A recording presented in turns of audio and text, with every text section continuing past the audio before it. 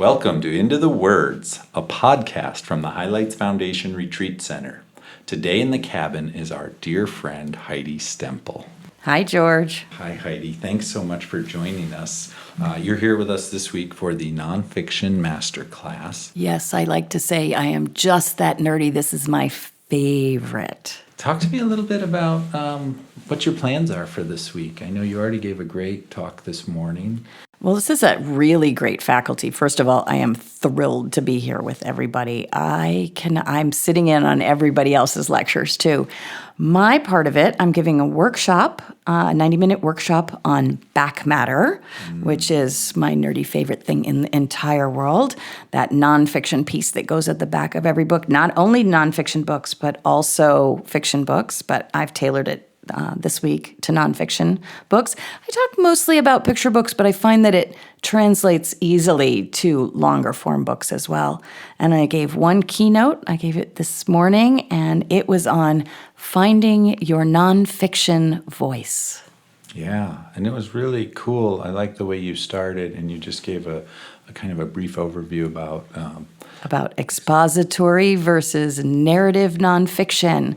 Expository is telling, and narrative is showing.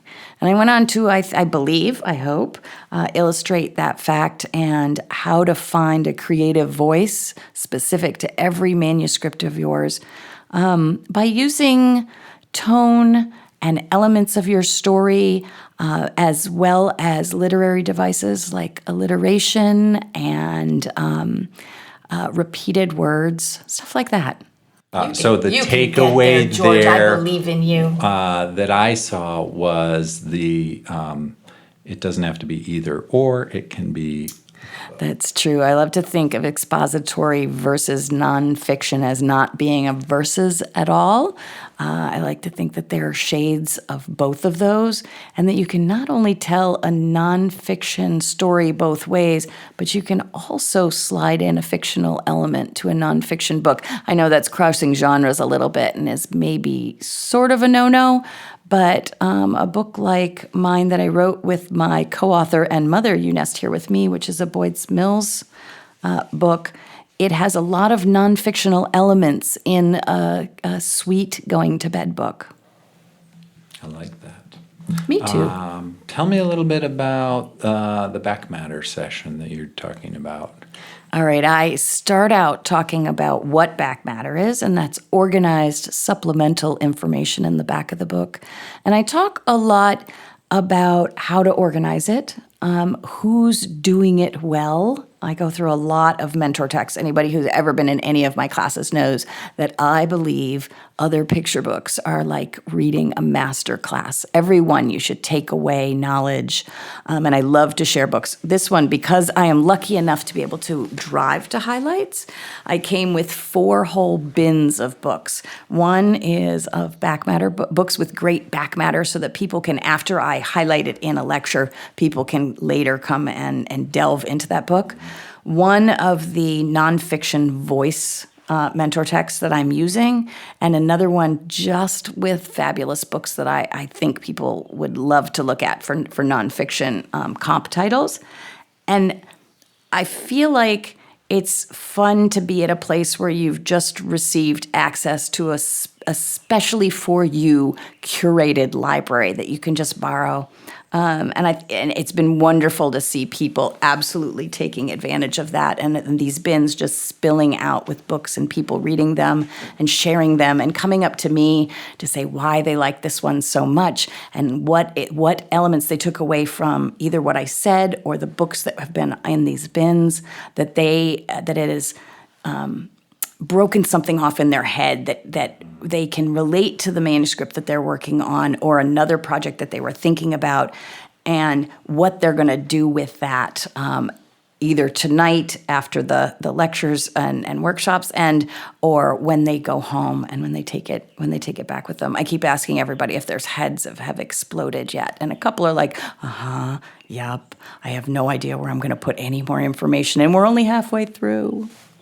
It's really one of the fun parts for me is to visit with our students and see how much they grow throughout the week. Oh, yeah, that's amazing. It happens every single time. And it's not, and here's the funny unanticipated thing. It's not just the students. I was talking with one of the students just earlier about how being a writer is a lot of time by yourself. Well, this is going to segue into lots of great things. And that our colleagues, sometimes we only see them once a month or once a year or once every couple years. It's not like a job where you go to your office and you get to hang out with your colleagues, and when you have a work question, you just walk into the next room and you ask them. When we get together, we want to discuss books. So I'm learning from the other staff members, and I love when my lectures dovetail with someone else's. I was just in Emma's lecture, and she used my bins of books to share with people, and she was teaching something that dovetailed perfectly with what I had been talking about earlier, and the students just get this information that works together. Nobody, it's all good stuff. But so not only are the students in here with this community of people, like-minded people that they get to communicate with for this extended period of time, but I've found that every group retains their groupness. You can't see my air quotes. And they form this bond with this shared experience, and they go out into the world, but they retain this group, this highlights group that they've been through. Happened, I'm going to suggest to them a Facebook page just for them. It gives you the continuity of that group, and I find that really special about writers' workshops, and I find that about here. And in fact, I have an unworkshop group that I come here with of professionals, and we are the people. We have retained we have a group chat that goes on constantly, absolutely every day, and it's where we share book news. It's where we share life news, because we have this common bond that we really forged at Highlights. And I'm glad to hear that, because it's nice to know that the Highlights Foundation can be the place where you come together and see each other in person. Oh, it absolutely is. When we get the staff list, if you're teaching, it's very exciting. Rob Sanders is one of the people teaching with me here today. And when we found out we were teaching together, I said to him, you've got this new book coming out. Let's call the Carl Museum, and instead of flying back home after Highlights, why don't you come home with me, which is by the Eric Carl Museum. So he's doing an event this weekend at the Carl Museum in Western Massachusetts, because we were here together. Oh, that's fantastic. So yeah, these it's no surprise to anybody who knows me, and it's no surprise to you, George, that I find that there's magic in the woods here and in the cabins and in the barn. I'm never more productive than when I'm writing here. And I love teaching here because I watch people with that same intensity. It's just such a creative space. I wrote a poem about it this morning. I'm going to share this afternoon. Oh, fantastic. Maybe I'll come back here and read it for you. Hear you. That's on the a great idea. Right? Okay. Oh, here's another fun. Do you know this, that we all post pictures on social media? I don't even know if George knows this. I think you probably do. I love to be at home, and I'll get pinged on social media because somebody has stayed in the cabin where I have left a note in the guest book. So it's always fun. I think the first thing I do when I get to my cabin or my room in the lodge is I look at the guest book, because I like to know who was here before me. I love to know who was in the cabin that I'm in right now, who was one of my students the last time I taught, because often they'll say something about what that experience meant to them. It really brings a community together that's so spread out that sometimes I was just talking to one of our students who said, this is so wonderful because I don't know any other children's book writers where I live. She said, I've never been in a room with this many people who want to talk about the same thing. And another student said to me right at our first meeting, he said, this is so wonderful. All of my friends are sick of hearing me talk about this book. And he said, everybody here is asking me about it. Hear you talk about your book. So being with like-minded people is amazing. So talk to me a little bit about your writing and your writing practice. First, talk to me about, do you have a writing practice? I think there's a weird thing about me in that I might be the most motivated and most unmotivated writer at the same time, when I'm in it, I'm super, super disciplined.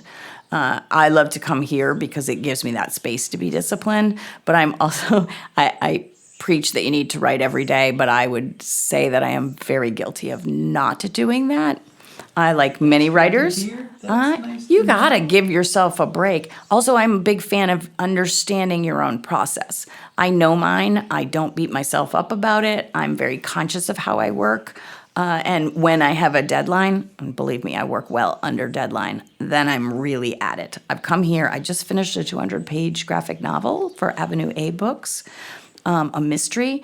And I would say I wrote about half of it here at Highlights. Oh, cool. I came here, I sat down, and I got it done. And there were some scary deadlines because it was a very fast turnaround for me. And I just booked myself on workshop time here. And it was interesting because I came with some friends, and I came when I knew no one. And it was a very different experience for me, but both were really good. Did you get writing done in both of these experiences? Oh, yes. Okay. Even when I'm here with all my friends, I wake up in the morning, I make tea. I'm the person who brings all my tea making stuff into my cabin, including my milk frother. Yes, that's me. Yeah, and I get up at 5 o'clock in the morning, and I do some writing, and then I shower, and I do some more writing, and I come down to breakfast, and I'm probably the annoying person who says, oh, yeah, I already got 2 hours worth of writing done. So even when I'm here with friends, I'm very productive. I do have a day job. I'm a literary assistant to another author. That you can call her Jane. I call her Mom. My mother's author, Jane Yolen. So I spend a lot of my time doing a lot of administrative work like that. So sometimes I don't get to write as much. But that being said, I've produced approximately a little more than a book a year for my career. So that's not bad. And in my family, in anybody else's family, that's a pretty darn good career. I think I've just sold my 28th book. And in my family, that puts me at a bit of a piker, slacker. Oh, funny. So you help your mother with managing her career, but you also are creative partners. Yes, my mom and I, author Jane Yolen and I, have worked on a ton of projects together. We are actually writing 2 books together right now, as well as the books I'm working on by myself, and the one that I just finished, the graphic novel. Let's see. So, and we've just had one come out called Fly With Me. It's a National Geographic kids book, and it was the second book written by my mother, myself, and both my brothers, authors Adam Stemple and Jason Stemple. So the whole family works in books together. But this year, I had 4 books come out, 1 with my whole family, 2 with my mother, and 1 on my own. So that would be Monster Academy, A Kite for Moon, Fly With Me, which I just told you about, and Counting Birds, which is that's the one on my own, and that is the nonfiction account of the very first Audubon Christmas bird count, of which I participate. And you're still doing this Christmas bird count every year? I do every year. I bring out my crew.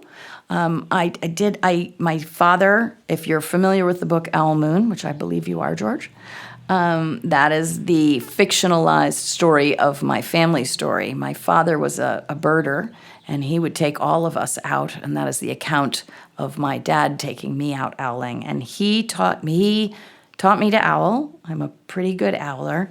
Unfortunately, he's been gone 13 years now, and I still go out owling in his territory every year for the bird count. And I go out with my crew. We have dubbed ourselves the OMG. That stands for the Owl Moon Gang.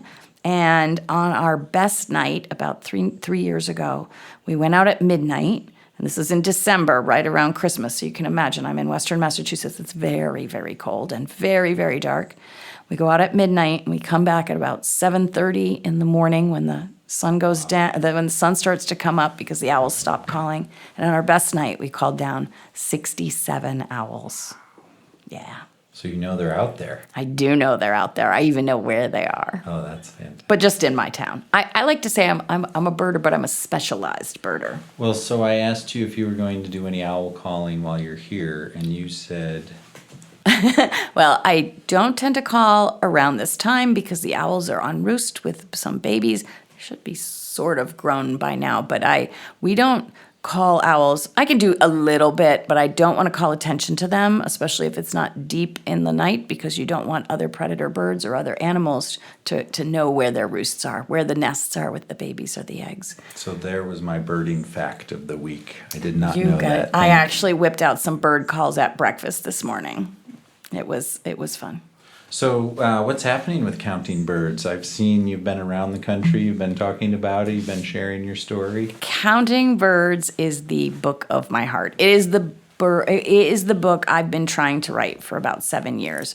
And I don't know if you know this, but I wrote the final, not the actual final, because once it was purchased, we did some revisions. But the final draft, it was the first of the final drafts, I wrote that in cabin 20. Awesome. Yeah. And tell me a little bit about it. You said there was a part you were stuck on. I was stuck on it for so many years. I just didn't know how to write it. I knew I wanted to tell my story with the Christmas bird count. I knew the history. I tried coming at it from all different directions. My perspective was all wrong. It wasn't until I realized that my story had already been told. Owl Moon was already out there. My personal history with the bird count was already told. Frank Chapman, the man who started the bird count in the year 1900, he was the one who needed his story told. As soon as I figured that, it sort of fell into place. Then there was a lot of hard work of writing it, but it fell into place. I knew what story I wanted to tell. I knew how I wanted to tell it, and it starts with that first day and Frank Chapman, and then it moves through present day.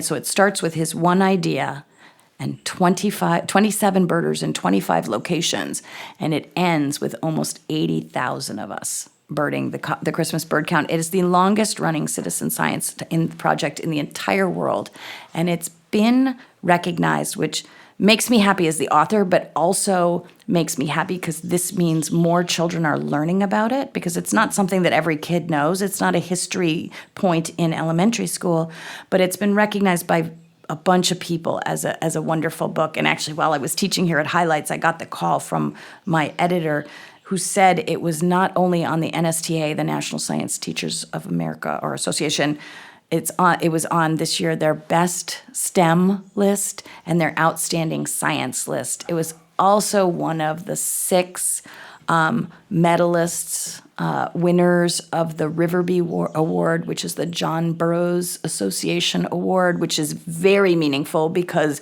Frank Chapman also won a Burroughs Award. And it was also one of the 2 silver medalists for the Green Earth Book Award. So, and it's gotten some other accolades, which is wonderful. And trust me, awards are great. We don't write for awards, but awards mean more kids have that book in their hands. And for writers who are passionate about their stories, that is everything. Well, congratulations on all those awards. Thank that is you. Wonderful. And I can tell, just as you talk about that, your passion for this story. Yeah. All of these bird books, which is, I like to say, are also real love letters to my dad, who was the one who brought me out into the woods and showed me, also my brothers, and frankly, also my mom, to really love birds. And I have such a respect for them. And writing about a lot of conservation this year, too, in Fly With Me, which is the National Geographic book with my brothers.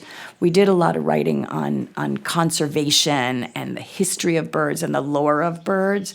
That it's hard to not have him around anymore. I love every time I see your dad, he comes in and he says, it's a shame. We all miss your dad. He was such a smart guy. And I love that connection here, too, because your dad and my dad were sort of kindred spirits. But they're really love letters to him, passing on his love of birds through me and through my words and through my books to new generations of children, because birds are worthy of our protection and our respect and our admiration. Well, and that shows in your writing, that love and that Thank passion, you. right? And you talked about the lyrical this morning. Yes. And there's so much that you put into getting that rhythm and that rhyme and that voice coming through in what you write. There's a lot to that.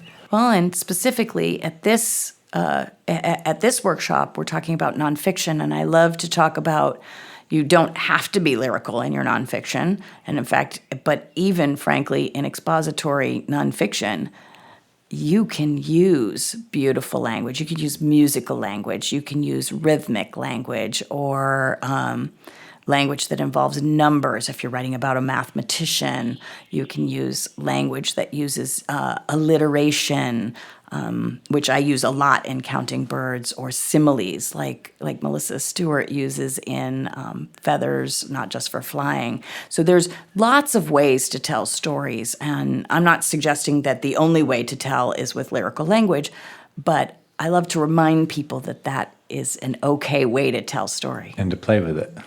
To have fun. I did highlight our newest book coming out, which is called EQ Reek, and it is a nonfiction poetry collection about animals that stink, stank, stunk. Everybody seemed to like the poem. A poem that was great. So, and I think when you talk about your story of counting birds and how you had it in you, but you didn't know how to get it out and what angle, I think we see that a lot with students that come through here. They bring a manuscript, they bring their idea. It's their story that they want to tell, but they haven't maybe yet wrestled with or figured out that approach and how to get it out or the perspective to tell it from. Dude, everybody has that problem. Professionals and newbies all alike. And I think that when you're I'm going to use air quotes again. When you're mingling with people really working in the business, some of our students are pretty well published. Some of them are not yet published, but also the staff. When you're here in this space with people who are all wrestling, like I can tell people how long it took me to get that story out and get it correct. And the students realize that they're not struggling in this tragic, I'll never get it way, that we all struggle like that and we all share. This is the process. Failure is part, as I just said today, failure is part of the process and nothing is ever lost. Just keep trying. So is there anything different in your writing process when you're doing it collaboratively than when you're doing a Heidi Stemple project on your own? You'd actually be surprised that there's less difference than you think. I would say my mom and I, since we write together a lot, we have a certain process, and it involves a lot of email and a lot of brainstorming together and then a lot of reading each other's stuff. If we do it well, you'll never be able to tell it's two voices unless we purposefully want it to be multiple voices. But writing by myself is pretty much the same. It's bouncing the ideas just off fewer people. Okay. So typically when you work with your mom, it's not, there's one poem from Jane and one from Heidi. In some cases it is. And in fact, we have a Boyd Mills book that is called Dear Mother, Dear Daughter. Okay. And Which it's makes an sense to early have. book. Yeah. And I wrote obviously I wrote the daughter and she wrote the mother, although I was an adult with children at the time of the writing and she was a grandmother and we, aged ourselves down. And in that case, I wrote one set of poems, and she wrote the other set of response poems. They're really call and response poems. And then you're supposed to hear two voices. But in the new poetry book that we did, we did each do our own poems, but we sort of edited each other's poems at the same, back and forth. But I don't think you go in and say, oh, two people wrote this. This is a Jane poem. This is a Heidi poem. Oh, that's a Heidi poem and that's a Jane poem. Hopefully it's all sort of a voice. So, and that's sort of the same way we work when we're working on say, like a picture book together, that we go back and forth and polish each other's stuff and change it and work with it and see if it works in different ways. And in that way, we smooth it out to what I like to call the story voice, as opposed to Jane's voice, Heidi's voice, or in any case, the author voice, because you don't want to hear the author voice. You want to hear the story voice. So it's not as different working with somebody else as you would think it is, because we're really doing that. That's how you read when you're writing. You stop and then you reread your own stuff and polish it. When you're collaborating, it's just a matter of you're doing that with your stuff and with other people's stuff, and it all sort of gets washed into one. And you gave the advice this morning of give your manuscript to someone else to read aloud to you. Oh yeah, it's illuminating, because if you hand your words to somebody else and you keep a fresh copy with a red pen and you circle every time that reader messed up what you thought was obvious in the read aloud, you'll be surprised at how many places you think you know, because your brain fills in that stuff. It's your words. And it's a really good tool. My mom and I do it a lot. We sit at her dining room table with our computers, and I just, when she messes something up that I wrote, I highlight it on my computer so I can come back to it and fix it. Whether that means breaking the line of text, which means, just sticking in a return so that the reader knows that's where I want the pause, or if it means I have to change the whole thing. What if the syllables are off, if it's supposed to be bouncy and it's dragging down? You don't necessarily hear that when you read it aloud yourself, because you know what rhythm you wanted it in, or you know that you're supposed to be rhyming those words, even though they don't seem like they. Those sorts of things. Your brain fills in stuff you don't realize is wrong. Sounds like such a simple but great revision editing process. It's really good. It's a little painful sometimes. Okay, so what about the graphic novel? How was that any different? Did you have to do anything different to wrap your head around that format? Well, most authors will be asked to do something, and the answer is always, yep, I could do that. Half the time, here's the secret, we have no idea if we can do that. So I signed up to do something with this new publishing company, and this is a work for hire. It's a different way of working. They came to me and said, we need a graphic novel for this age. These are the elements that need to be in it. Are you interested? And I said, yes, I'm interested, and totally I can do that. So I brought them a proposal, and they liked it, and it's going to be a mystery. And there are 5 kids. They're in school, and on the first page, the mystery it drops in the one girl's lap. And you pan back, and she's in the library, and she's reading a big nonfiction book about spies. So every about 10 pages, the book falls open, or the kids are looking at the book, and they're going to solve the mystery. Oh, there's a little wren outside the door. I'm always distracted by birds. Look at him. Isn't that fitting? He is lovely. So these kids, now I have to, regroup. Sorry, squirrel? No. Writers are like that. So these kids, with the help of these nonfiction pages, so they'll open it up, and the page will be about reconnaissance. So they read about reconnaissance and a real spy who used reconnaissance, and it's all nonfiction. And then the next 10 or 20 pages of text, which is text and illustration, is them, and that sort of informs the next thing that they do to solve this mystery. So I would say it's one of the most fun things that I've done, because I love spies. I love research about spies. Spies and pirates are my sweet spot. In fact, if I do a second book, it's going to be about pirates. That's the little heads up. Hey, to my editor. I want to write about spies next. But also, it was really fun because I love mysteries. But I also thought about halfway through, why did I choose a mystery? Because I wasn't told I needed to make a mystery. I said I'd like to do a mystery.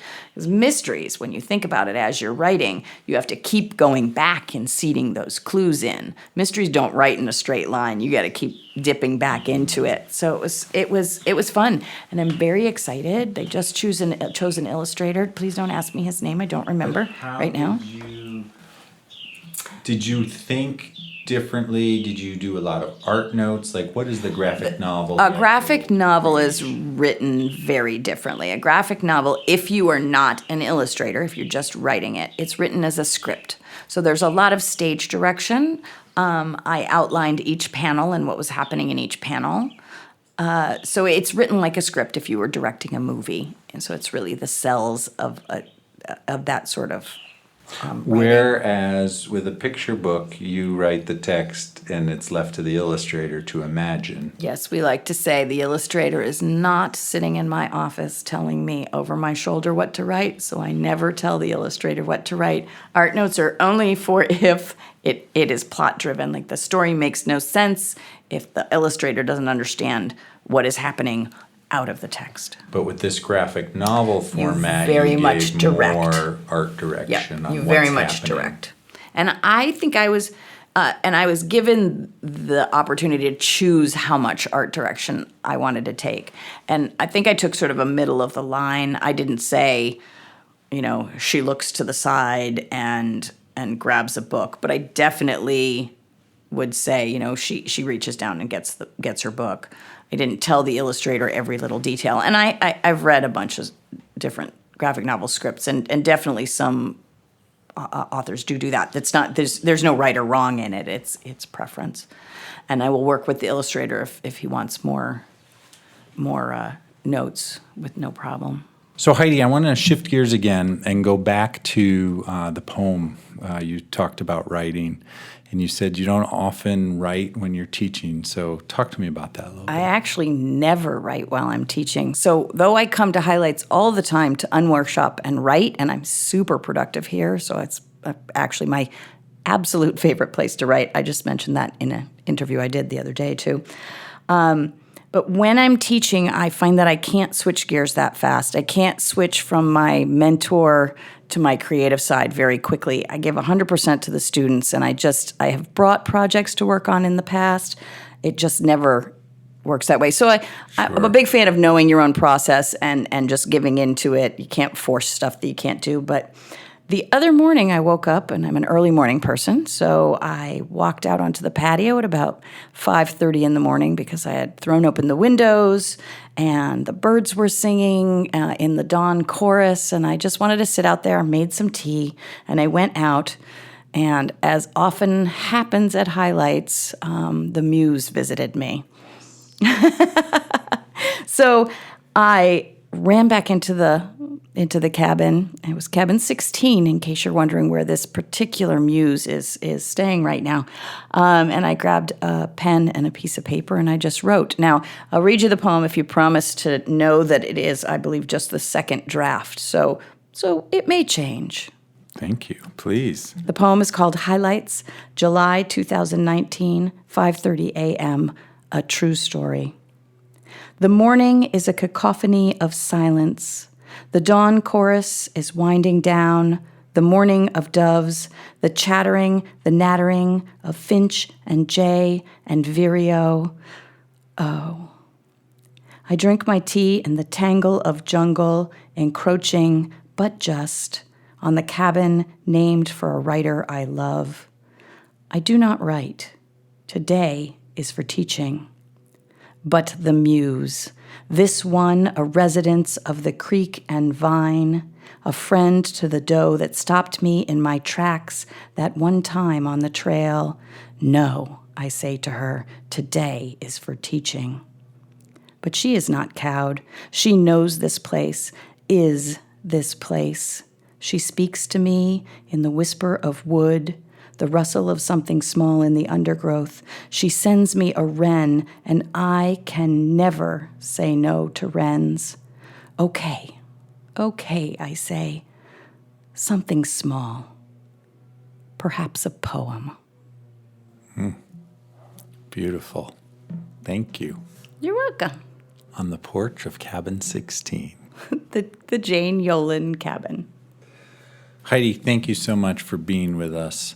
Before we go, tell me a little bit about what's next for you in the next couple of months, in your writing life, I should say. Well, in the next couple of months, I'm heading, in the next week, I'm heading to Scotland to meet my mother, author Jane Yolen, at her house there. And actually, we have a revision to work on. We actually might have 2 revisions to work on by then.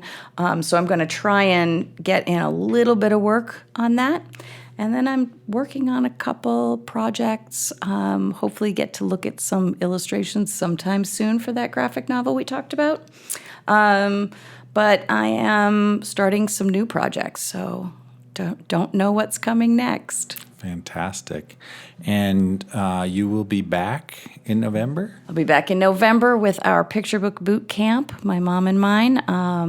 And we will be looking to maybe do another one. I know you and I have been putting our heads together about that in the following year.